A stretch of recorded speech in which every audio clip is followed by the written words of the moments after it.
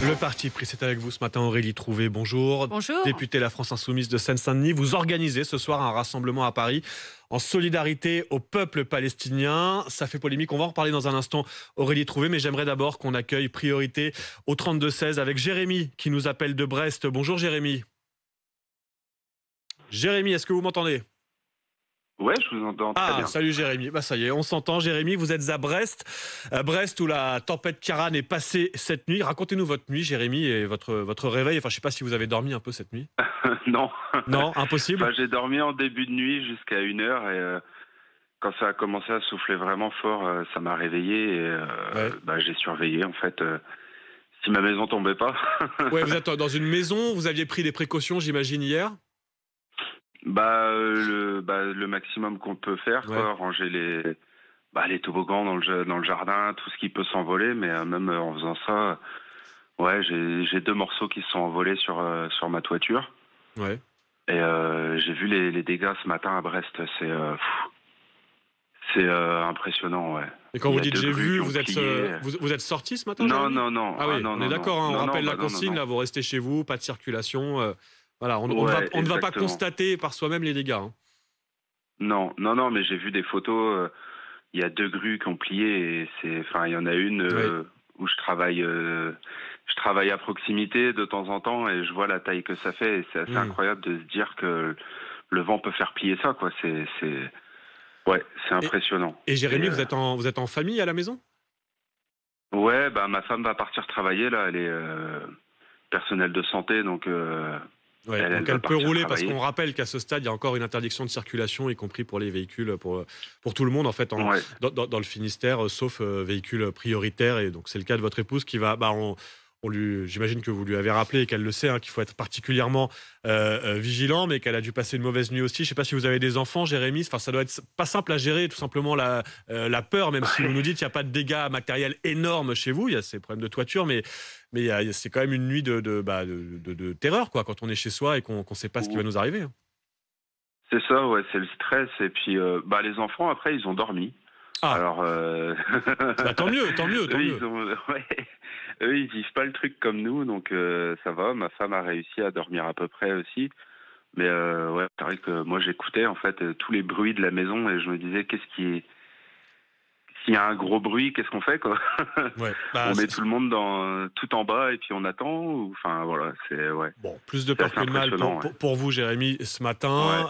On vous rappelle évidemment la vigilance, les consignes. Vous restez tranquille à la maison. La vigilance pour votre épouse qui doit aller travailler car personnel de santé. Je vous remercie, Jérémy, d'être venu en témoigner en direct ce matin au 32-16. Évidemment, vous faites comme Jérémy, vous continuez à nous appeler pour nous raconter votre nuit puisque vous constatez ce matin, vous êtes peut-être sur la route dans d'autres régions, je pense aux Hauts-de-France, à la Normandie, l'Île-de-France. Vous n'hésitez pas à venir témoigner en direct de ce que vous constatez sur le terrain. À 8h16, retour dans ce studio donc avec vous, Aurélie Trouvé, députée La France Insoumise de Seine-Saint-Denis, à l'origine d'un rassemblement ce soir en solidarité au peuple palestinien, place de la République à Paris, rassemblement statique. La préfecture de police, il faut le préciser, a autorisé cette manifestation. D'abord, Aurélie Trouvé, j'aimerais qu'on soit très clair, parce qu'il y a eu beaucoup de flou, de polémiques sur les positions de la France Insoumise ces derniers jours. Quel est précisément le mot d'ordre de ce rassemblement ce soir ? Je vais vous dire d'abord pourquoi nous allons nous rassembler, effectivement. D'abord par humanité. Parce qu'il y a des centaines de milliers de vies qui sont en jeu, dont la moitié d'enfants, parce qu'il y a des populations, en ce moment même, là où on se parle, qui sont bombardées, qui sont pilonnées par les bombardements, privées d'eau, d'alimentation. Voilà ce qui est en train de se passer. La rapporteure spéciale des Nations Unies parle d'un risque de nettoyage ethnique à Gaza. Voilà pourquoi nous allons nous rassembler, pour dénoncer, pour nous mobiliser face au massacre en cours, pour aussi rendre hommage à chaque victime civile, qu'elle soit israélienne, palestinienne, de toute nationalité. Voilà ce rassemblement à l'appel de dizaines d'associations, de syndicats et de forces politiques. Donc c'est pour rappeler un cessez-le-feu, à protéger les populations civiles, vous l'avez dit, palestiniennes comme israéliennes. Le problème, c'est que vous ne pouvez pas vraiment garantir ce qui sera scandé dans cette manifestation. S'il y a des slogans, je ne sais pas, de soutien au Hamas, des pancartes antisémites, vous serez aussi considéré quelque part comme responsable. Vous avez un service d'ordre. Comment vous allez gérer si malheureusement il y a des débordements, comme on dit, dans cette manifestation ? Alors d'abord, je voudrais dire que tous les rassemblements qui ont eu lieu pour rendre hommage à toutes ces victimes civiles, puis pour exiger un cessez-le-feu immédiat, toutes ces manifestations en France se sont très bien déroulé. Je le rappelle, le ministre de l'Intérieur, Darmanin, avait dès le départ interdit toute manifestation de soutien aux Palestiniens en France, ce qui n'a pas été du tout le cas dans d'autres pays européens, et c'est une attaque grave à un droit fondamental de la démocratie qui est le droit de manifester et d'exprimer ses désaccords avec le gouvernement. Il y a 2 semaines, lors d'une manifestation du même type, on a entendu la foule scander Allah Akbar, ça a pu pour le moins choquer comme type de manifestation. Ça ne vous dérange pas si ce soir, place de la République, on scande Allah Akbar? Mais je vous le redis, nos mots d'ordre sont très clairs. D'accord. Et je vous pose la question, est-ce que ça vous gêne si ce soir la foule scande Allah Akbar, place de la République? Mais Allah Akbar, ça n'a rien à voir avec un acte raciste ou antisémite ou islamophobe. Et nos mots d'ordre et l'appel est très clair, cessez-le-feu immédiat. Et je veux le dire aussi, nous dénonçons la position du chef d'État français qui n'a toujours pas exigé un cessez-le-feu immédiat, contrairement aux Nations Unies, contrairement à de très nombreux pays, dont l'Espagne, contrairement au pape qui exige un cessez-le-feu immédiat, l'arrêt des bombardements. Le plus simple, c'est cela que nous allons demander ce soir. Écoutons ce que disait hier après-midi Emmanuel Macron. Il répondait à des questions d'étudiants. C'était au Kazakhstan. Toutes les vies comptent dans ce monde. Et je déteste ce débat selon lequel les gens pensent que la vie des Juifs serait plus importante ou que la vie des Palestiniens le serait davantage. Tout ceci est fou. Nous sommes tous ici parce que l'universalité des valeurs humaines et la dignité des personnes sont plus importantes que tout dans ce monde. La proposition que nous avons faite repose sur 3 points. Lutter contre le terrorisme, protéger les populations et les civils, et troisièmement, reprendre le dialogue politique et le processus de paix. Protéger les populations civiles, aller vers un processus de paix, vous êtes sur la ligne Macron en fait. Le problème du président Macron, c'est que il n'a pas de parole juste et cohérente. Puisqu'il, je le répète, il n'a toujours pas demandé, exigé un cessez-le-feu immédiat. Il n'a toujours pas condamné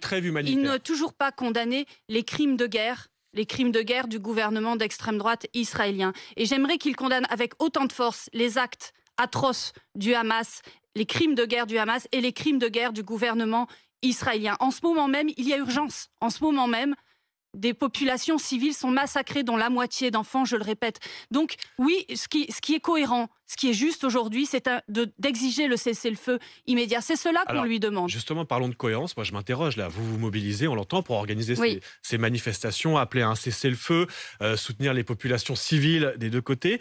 On entend beaucoup moins la France insoumise se mobiliser pour ce qui se passe aujourd'hui en France. Tous ces actes antisémites, cette multiplication des actes antisémites, là, j'ai pas l'impression que la France insoumise soit en première ligne pour appeler à des mobilisations, des rassemblements, etc. C'est tout à fait faux. Nous avons été parmi les premiers à réagir, d'ailleurs par un communiqué, pour dénoncer la recrudescence des actes antisémites comme des actes islamophobes en France, mais partout aussi dans le monde. Et nous sommes pour l'union, pour la concorde dans ce pays. Et c'est le sens du rassemblement de ce soir et des marches qui auront lieu samedi partout en France à 15h. L'union et la concorde, ça veut dire partager ensemble des valeurs universelles, les valeurs de justice et de solidarité. Et ça, il y a une implication très concrète qui est de demander, je le répète, comme l'a fait d'ailleurs le pape il y a quelques jours, le cessez-le-feu immédiat. Il n'y a pas d'autre mot d'ordre. Aujourd'hui, il faut arrêter ces massacres. Il faut donc que le chef d'État français ait le courage de le demander. Pourquoi ne le fait-il pas ? Vous annoncez cette manifestation ce soir, ce rassemblement. Il y a aussi des marches, des manifestations prévues samedi, cette fois un peu partout en France. Vous allez devoir négocier, si j'ai bien compris, aujourd'hui avec la préfecture pour la tenue de ces marches ce week-end. Est-ce que Jean-Luc Mélenchon sera présent, que ce soit ce soir ou samedi ? Alors, je ne le sais pas encore. En ce moment même, il est au Congo. Mais sachez que nous serons évidemment fortement présents ce soir, mais évidemment samedi. D'ailleurs, je dois dire qu'une très grande partie de la gauche sociale et politique, si je puis dire, une très grande partie des syndicats, des associations de défense des droits humains et des forces politiques de gauche seront là évidemment samedi et j'espère que ce sera encore beaucoup plus large parce que vous voyez, les gens sont horrifiés par ce qui se passe. Justement, est-ce que la personnalité de Jean-Luc Mélenchon n'empêche pas un rassemblement plus large sur ces mots d'ordre de paix, de concorde ? Jean-Luc Mélenchon, dans le dernier sondage paru hier, est en tête des personnalités politiques les moins appréciées des Français. Il a détrôné Éric Zemmour dans ce classement. Est-ce que depuis le début de cette séquence, Jean-Luc Mélenchon n'est pas plus un facteur de tension et de division qu'un facteur de rassemblement et de concorde comme vous l'appelez? Ce que je vois, c'est que Jean-Luc Mélenchon, comme la France insoumise, ont gardé la ligne depuis le départ qui est une ligne pour la paix, une ligne de justice, une ligne de condamnation de tous les crimes de guerre, quels qu'ils soient. Quand Daniel Obono qualifie le Hamas de mouvement de résistance, c'est la ligne de la paix pour vous et la ligne de la concorde. Mais elle l'a dit elle-même, et il s'agissait de dire ce que le Hamas pensait et pensait de son propre mouvement. Nous l'avons dit d'ailleurs très clairement, ce n'est pas un mouvement pour nous et à nos yeux de résistance du mouvement palestinien. D'ailleurs, je rappelle que le Hamas a été renforcé, financé par le gouvernement d'extrême droite israélien. Et donc aujourd'hui, oui, il faut absolument réclamer les droits des Palestiniens.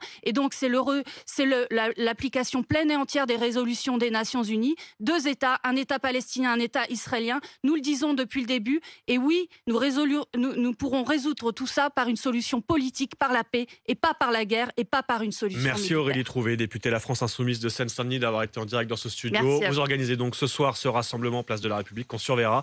Oui. Évidemment, merci d'avoir été en direct avec nous sur RMC 8h20.